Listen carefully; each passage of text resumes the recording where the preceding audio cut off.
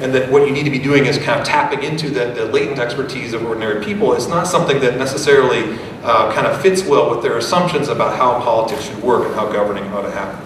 So while within academia we tend to think about participatory democracy or deliberative democracy as kind of ideas of the left, I think in practice you don't necessarily see that in terms of who's actually doing this work, and I think innately the ideas themselves are not necessarily progressive or conservative. I was reminded of this recently. I was reading an essay by William Schambra, who's a prominent conservative thinker. He was talking about kind of the reaction against expert rule and how that has dragged down the public perception of government and philanthropy. He said, without the engagement of citizens, public services come to be resented and resisted as outside impositions rather than native-grown products of self-government. Furthermore, and more important, by employing experts to undertake the tasks of democratic government, we relieve citizens of the need to engage with each other and to work out their differences in their own messy and amateurish ways. I think he meant messy and amateurish as a compliment, but I'm not quite sure. But the same theme kind of came up recently in another essay by somebody in the different end of the kind of political spectrum, the political theorist Carol Pateman, who wrote a famous book in 1970 called Participation in Democratic Theory, which was kind of this landmark argument for small d democracy. And this essay that was just released recently was an essay, a lecture actually, called Participatory Democracy Revisited. It's well worth reading. And one of the things that's interesting about it, it has a very interesting critique of participatory budgeting, where she kind of summarizes it and is quite positive about many of the aspects, but then points out the fact that as it has grown and proliferated around the world, PB is actually becoming much more diverse, and there are things like the great project which is happening here in the 49th Ward, which seems great, but there are all kinds of things out there calling themselves participatory budgeting that are not all that participatory, and some of them, she points out kind of humorously, don't even have anything to do with the local budget. So it's interesting from that sense.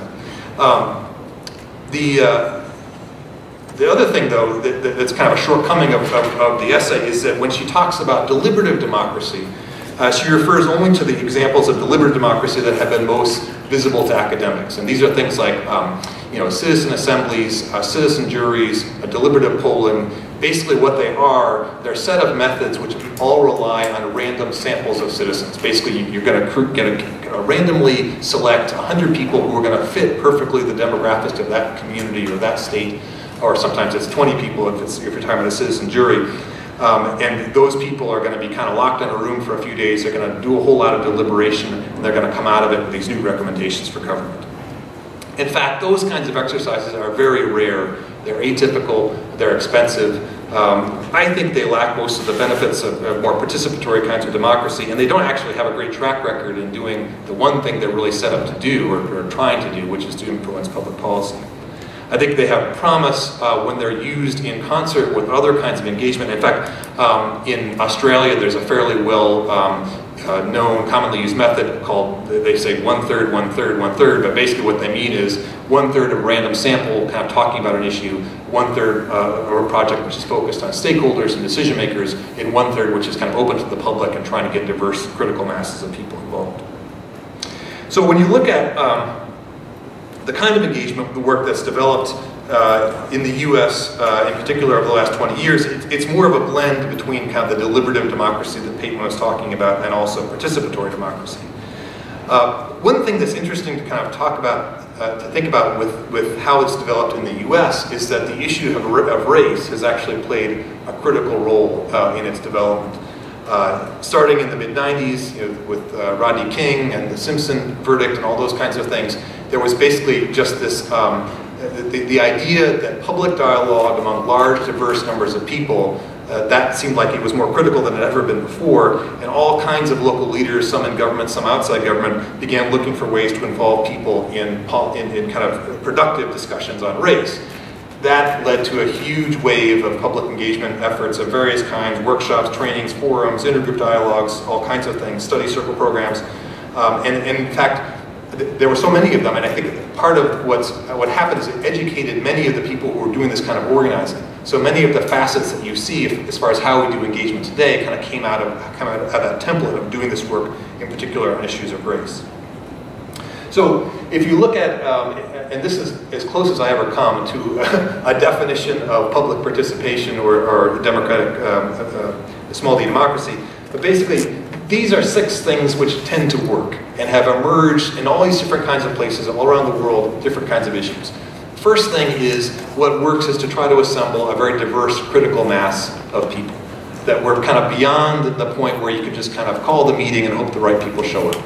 That when you're doing this kind of work well, what you're doing is you're mapping your community or your constituency, you're figuring out what kinds of networks people belong to, you're forming relationships with people in those networks, and you're getting those people to recruit people that they already know. You're working harder generally to get networks or types of people who you think are going to be less likely to come, and so through that you're trying to get this diverse critical mass. The second thing that's an important successful principle of it is that what you're trying to do is getting people who have different opinions to the same tables. You know, that you want people who have different ideologies, different philosophies, and what you're trying to get them to do is talk to each other, not simply give their independent recommendations to government or some other decision makers. A key piece of this also, and this you can see how this came out, in particular out of the race work, but one key successful tactic has been to get people talking about experiences first. You know, why do they care about this issue? You know, how long have they lived in the neighborhood? What's happened to them in their lives that kind of has informed the way they think about whatever this issue is. And that often is the most critical part of the experience, because people get a feel for each other. They're able to vent some of their frustrations. They're able to kind of understand where other people are coming from, so that when they get to the more kind of, you know, policy-based kinds of parts of the discussion, they're kind of having an interest in knowing why other people think the way they do. Another kind of common successful tactic, and I guess this is the part that's most, you know, refers to the term deliberative, but what you're trying to do is to give people a chance to make up their own minds. And what you're doing is giving them a good process for that. And usually it's one that has, you know, unbiased facilitators, ground rules set by the group, usually some kind of discussion materials where you're laying out different kinds of options on an issue.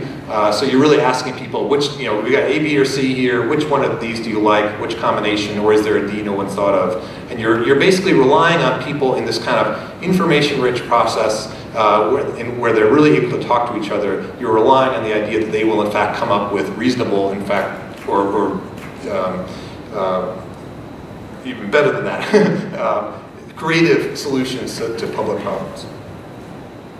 Then another piece of this that's less common, but spreading more, is kind of the assumption that what you're trying to do here is not just kind of assemble some recommendations for somebody else, or government, or a school system, or whatever. You're actually trying to get people to think of themselves as actors, to say, okay, what about this issue? What can I do as a volunteer, as a member of organizations in the community, as a member of small action groups we might set up? You know, what can I do as a problem solver in addition to or alongside what the school board is going to do, or city council, or any of those kinds of entities? And then the last one, that's obviously the most recent one, is increasing use of online tools as a complement to some of the face-to-face kinds of experiences. So let me say a little bit about that, because, you know, this is kind of taking over a lot of this kind of work and has a lot of excitement to it. One of the things to point out is the kind of very common misperception that when you're talking about online engagement, that somehow you're replacing face-to-face participation. And that's just not the case. It's a kind of a scary prospect for those of us who are more comfortable, you know, talking on the phone, or, you know, who have experienced kind of flaming emails or other kinds of, you know, bad behavior online. I myself was scared recently at my son's 13th birthday party, where he and the other tween-age boys in attendance sat in the same room, not talking, just texting each other. But in fact, you know, the truth is that you know, online and face-to-face communication have different characteristics. They have different strengths and weaknesses, and they're much better in kind of used in concert. They complement each other well, as opposed to one replacing the other.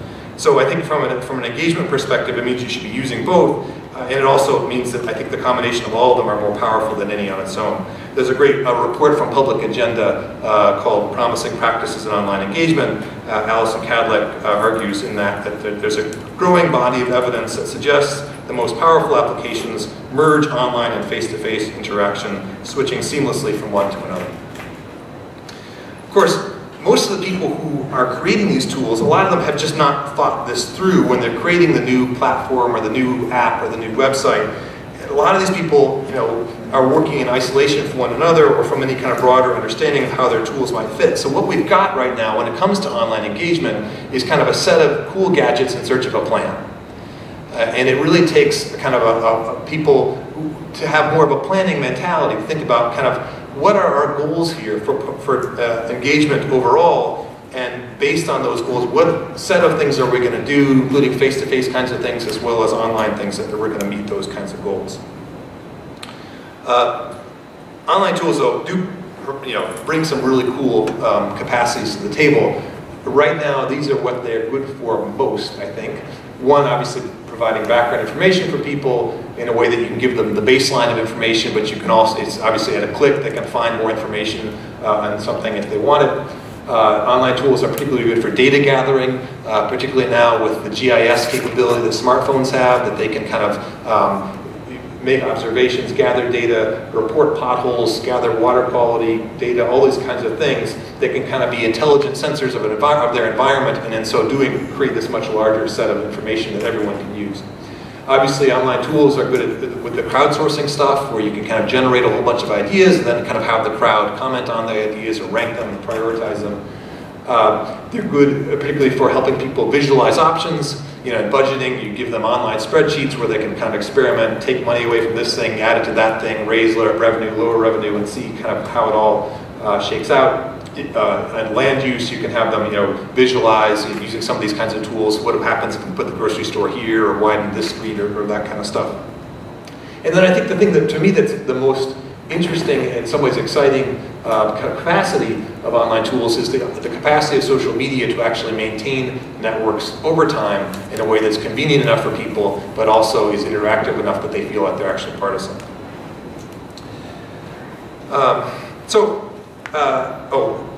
One thing that whenever you're talking about online tools for engagement, you've got to talk about digital divides, or in fact, digital divides plural, because I think part of the problem with the way that we've thought about the digital divide is we've only thought about it in terms of who has access to the internet. And if you're only looking at that number, then what you're seeing is basically a number that's rising. It's getting closer and closer to 100%. It will never get to 100%. And that, for me, is another good reason why you need to have both face-to-face and online ways for people to get involved. But in general, you're seeing a kind of a number that's rising.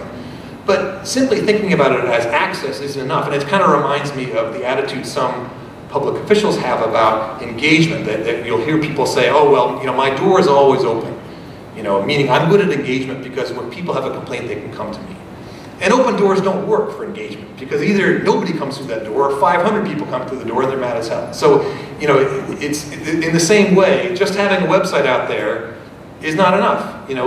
You've got to be thinking about the fact that people are using different kind of hardware to get, some of them are using smartphones, some of them desktops, some are laptops. They have different levels of skill and capacity when it comes to online stuff. And I think the most important thing is that they're going different places. Some people are doing Twitter and Facebook, and some people are doing LinkedIn, and some people are basically, websites and email.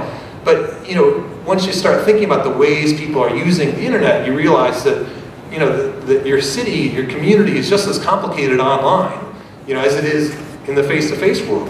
And some of the same principles apply for how you're going to do engagement. You've got to be thinking about where people are going, what networks they belong to, how can you tap into those networks, can you bring them to whatever it is you're trying to do, or go where they are already in order to kind of bring some of your questions and ideas to them.